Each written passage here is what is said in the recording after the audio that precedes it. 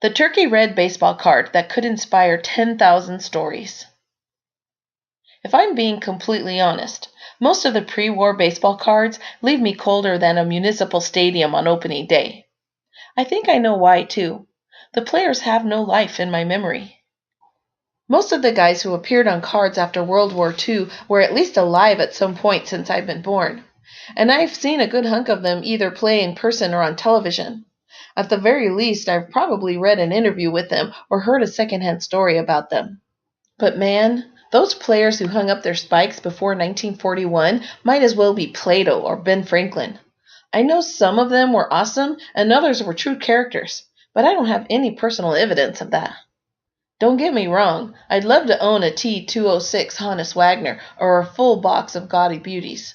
But none of those make my blood thrill like the glimpse of a corner of a 1976 Mike Schmidt or a 1963 Maury Willis.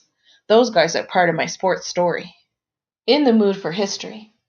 That said, I do find that I can often warm up to old vintage cards given the proper moonlighting and setting.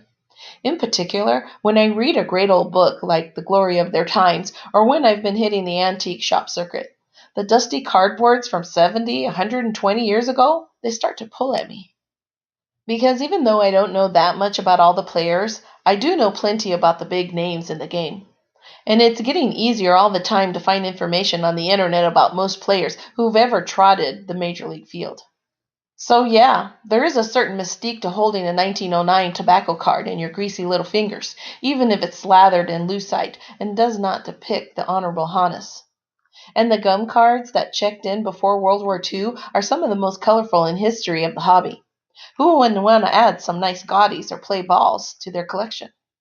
One century-old set that always calls to me whenever it's near is the 1911 T3 Turkey Red Cabinet Series.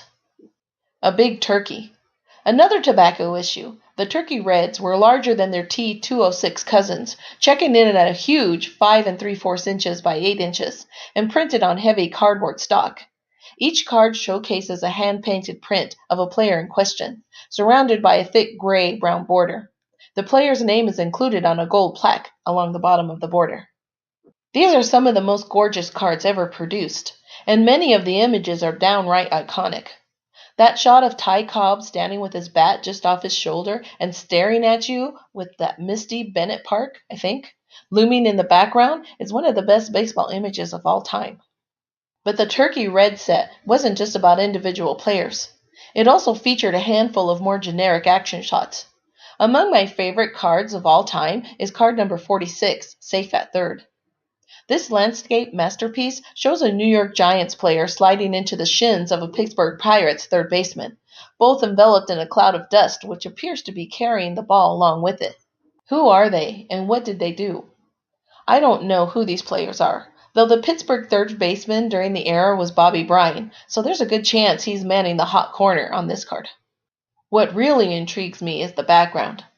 Not far behind the two players is a light brown band that may be a fence of some sort, but honestly it looks more like an open field or a dirt road.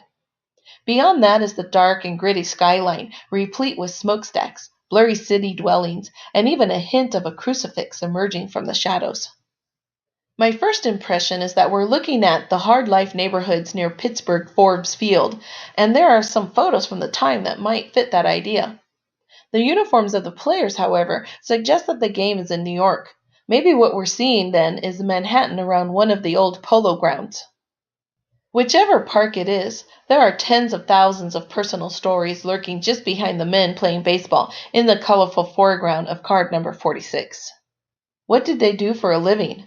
Where did they come from? Did any of the boys in those obscure homes go on to craft their own major league careers? The uncertainty and sense of wonder makes this card irresistible once you warm up to its charms. Like our video? Then like our video and subscribe to our channel. waxpackgods.com